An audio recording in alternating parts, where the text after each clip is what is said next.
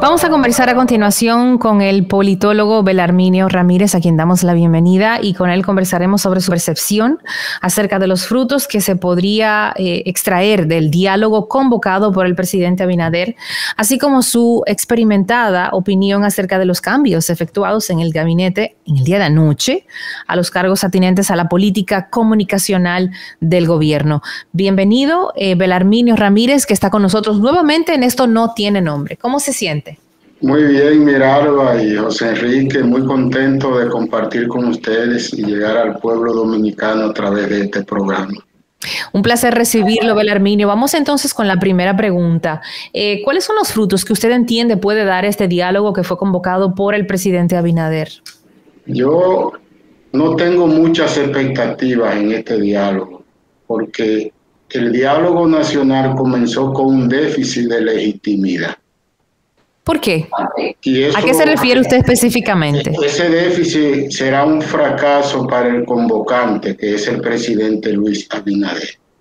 Cuando se habla de un diálogo nacional, la fuerza social del diálogo tiene que ver con los actores que participan.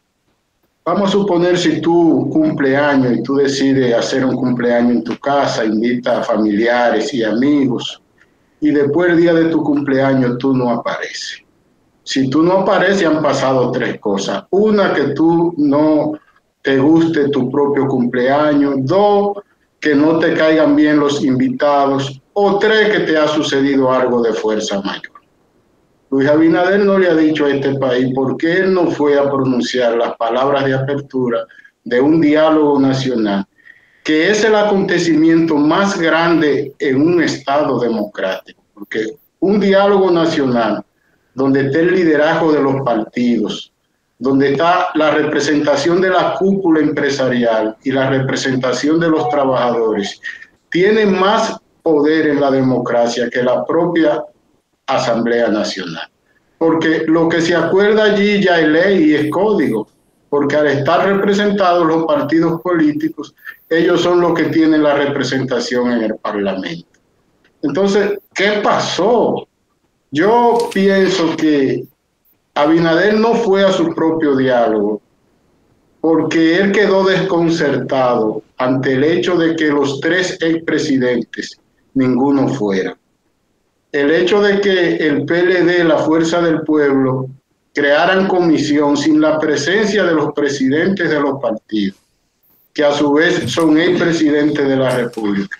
Eso parece que afectó emocionalmente al gobernante y él cometió el error de no ir al diálogo, porque él debió ir o debió llamar a Leonel, a Danilo y a Hipólito y pedirle que fueran, porque cuando los partidos crearon las comisiones, eso fue noticia al instante. Entonces aquí hay algo muy delicado que a mí me preocupa como politólogo, como estudioso de la cultura política y de la conducta de los líderes. Veo como mucha soberbia y mucho ego. Cuando el ego y la soberbia están muy pronunciados en una persona, esa persona no se reviste de la humildad necesaria para buscar la concertación. Entonces, así el diálogo nacional no va a arrojar a nada saludable ni a nada positivo, porque es que comenzó mal. Belarminio, debe comenzar con un acontecimiento de unidad nacional frente a la pandemia para relanzar la economía, para afrontar los retos que tiene el pueblo dominicano, porque esa es la misión del liderazgo y de los partidos políticos. Entonces, ¿qué es lo que ha pasado? Yo también. Don Ramírez, yo coincido en parte con algunas de las cosas que está diciendo y ya lo hemos manifestado en el programa. Yo particularmente tampoco tengo muchas expectativas sobre lo que se pueda producir producto de este diálogo. Sin embargo, hombre, difiero con usted en el tema porque creo que lo explicaron en su momento, que se comunicaron todos los participantes del diálogo y acordaron que era una primera reunión para trazar agenda. O sea, eso fue lo que ellos lo comunicaron muy claramente. Se pusieron Enrique, todos. Tú sabes muy bien que en todo el impacto del comienzo es la clave. O sea, y ustedes son expertos también en esta materia. La primera impresión de un evento es lo que deja la compenetración y la aprobación social. Aquí falló algo y el fallo tiene que buscarlo. Pero el diálogo ha comenzado, pero tengo entendido que el diálogo ni ha comenzado. Lo que se reunieron representantes de diferentes sectores para trazar una agenda que se va a discutir, creo que es el día 15 de este mes, ¿no? Entonces, partiendo de eso... indicar, Francisco, que no se va a discutir muchas cosas, porque parece que el gobierno apostó a una estrategia de juntarlo para que de ahí salgan propuestas y temas. Y es el gobierno que tiene que poner el paquete sobre la mesa para que los empresarios y los representantes de los trabajadores y los representantes de los partidos de oposición colaboren y opinen. Pienso que el diálogo es una estrategia para entretener a la oposición política y para entretener a la ciudadanía, mientras se deteriore el nivel de vida de la población, mientras la delincuencia gana terreno. Y el gobierno necesita ahora de un pacto fiscal. El gobierno ha convocado, no porque cree en diálogo, porque este gobierno no cree en diálogo ni en concertación. Si él creyera en diálogo, una semana después de haber llegado a la presidencia, hubiese convocado al liderazgo político de la nación y le hubiese pedido colaboración para juntos librar la batalla contra el COVID, y él no lo hizo. Todos los presidentes que construyen diálogo nacional y creen en la concertación y el diálogo, inclusive no solo llaman a los adversarios, lo visitan. Hay una teoría en la cultura política española. Ellos dicen, cuando un líder quiere aportar a la sociedad, hasta se tira al muerto con tal de lograr que el otro le dé la... Aquí hay mucho ego y mucha soberbia. Hubo un momento en la historia dominicana, un hecho que cambió la cultura política dominicana, y fue un cumpleaños de Juan Bosch. Juan Bosch era enemigo de Balaguer, Peña Gómez y Jacobo eran enemigos. Eran los 4 líderes más importantes del país. A don Freddy... Se nos está frizando el audio. Y al cumpleaños de Bosch con la presencia de Balaguer, de Peña y Jacobo, y los 3 aceptaron. Tuvo un impacto en la que 2 semanas después yo me desplacé al Malecón a hacer un estudio de observación política. Y por primera vez vi en un vehículo que iban 4 banderas en varios vehículos, porque como los líderes se hicieron amigos, ya los seguidores de ellos no tenían por qué ser enemigos. Entonces, pienso que el presidente de la República tiene que dar un paso para acercar a los liderazgos de la oposición a él. Esa animadversión, el hecho de querer estar gobernando. Se nos frisa. Estamos haciendo campañas, aunando esfuerzos, energías y voluntades. Desde el gobierno no hay ese propósito, porque ellos han excluido, han hipotecado el país, desoyendo a la oposición. Han gobernado 1 año en estado de emergencia y la última aprobación del estado de emergencia la lograron sacando legisladores de la oposición. Entonces, ¿cómo tú vas a construir un diálogo recurriendo a esas prácticas? Pienso que tienen que cambiar de actitud porque el diálogo es necesario. La democracia y la sociedad lo necesitan hasta como ejemplo, porque eso irradia la cotidianidad.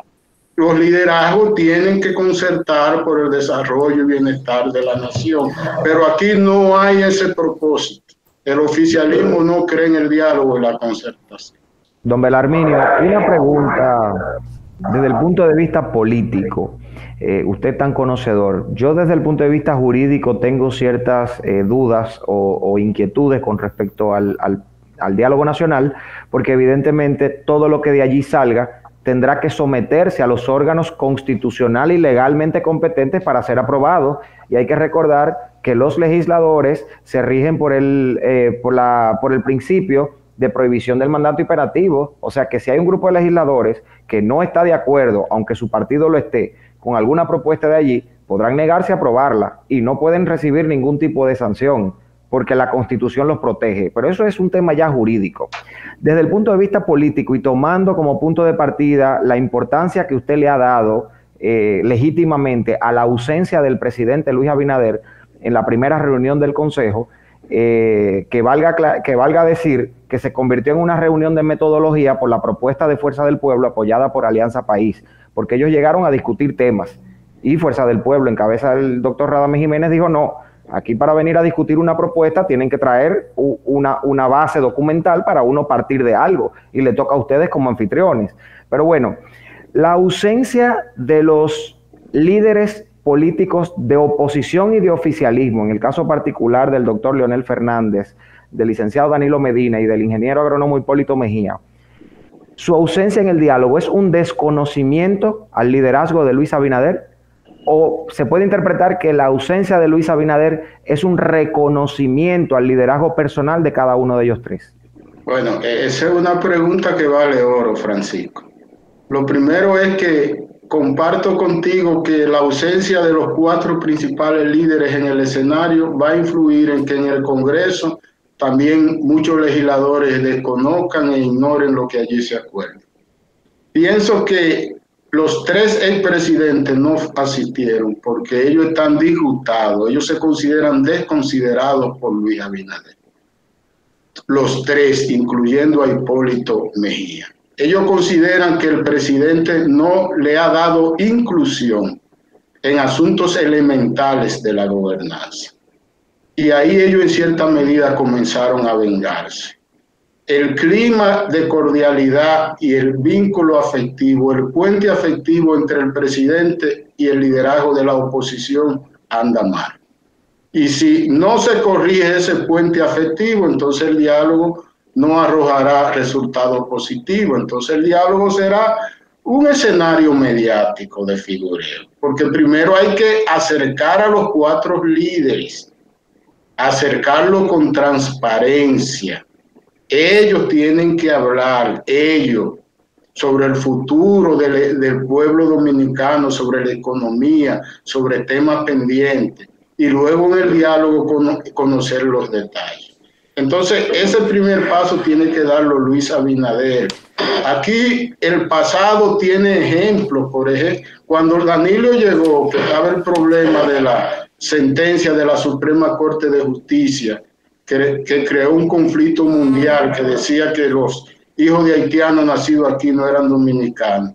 Danilo llamó por teléfono a los líderes políticos de la oposición y le pidió que lo recibieran en su casa o en su oficina, que ellos dijeran, Dios, ¿dónde? El actual presidente no ha llamado a ninguno de ellos, ni le ha pedido nada. Y él tiene que hacerlo, él tiene que vencer su ego, vencer su soberbia, asumir una actitud humilde, sencilla, por el bien del pueblo dominicano. Entonces, el problema es ahí que está, y es el presidente, porque en un momento, si los 4 líderes no se sientan juntos en ese diálogo, lo que salga de ahí no tendrá legitimidad. Y luego en el Congreso vendrán espectáculos vergonzosos que pondrían en cuestión hasta la propia legitimidad del Consejo Económico y Social como órgano constitucional. Entonces, la democracia tenemos que cuidarla con práctica, con conducta. Y el momento que vive el pueblo dominicano es muy delicado. Estamos en medio de una crisis económica que apunta a crisis social. Y una crisis social que puede devenir en crisis económica si el liderazgo partidario no cambia su actitud y su comportamiento frente a una ciudadanía que cada día es más crítica y que está más disgustada con la partidocracia.